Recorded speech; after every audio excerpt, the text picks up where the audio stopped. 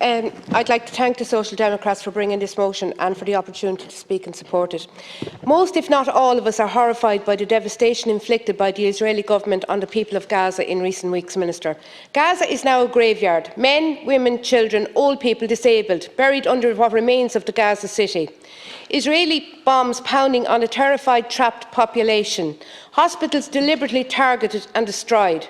Schools being used as shelters, obliterated.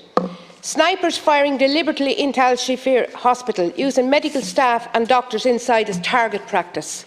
No medicines, no pain medication. Amputations and caesarean sections performed without anaesthetic. Newborn babies in incubators dying because there is no electricity. Children's names written on the arms and hands so they might be identified in death. Babies being pulled from the bellies of their dead mothers, motherless before they even take their first breath. The Israeli government telling Gazans to evacuate only to bomb them as they flee.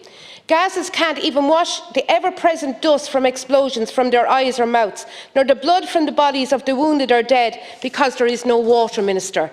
No food, no water, no medicine, no humanitarian aid. Make no mistake here, Minister, these actions are the very definition of war crimes and they must be stopped.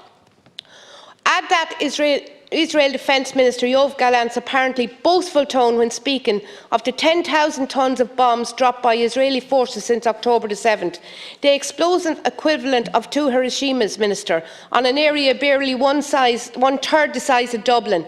Can you imagine the devastation? How much more must Palestine and her people endure before it becomes too much? It is blatantly obvious that Israel's continued unbated bombardment of Gaza makes the Israeli ambassador to Ireland's position at the very least untenable.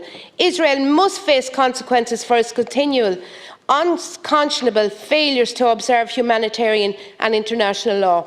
Sinn Féin called for an immediate ceasefire and the release of hostages, and I urge all in this House to support Sinn Féin's motion and this motion, and I echo my colleague McCarthy's statement in saying in our thousands and in our millions we are all Palestinians, Minister. Thank you, Deputy.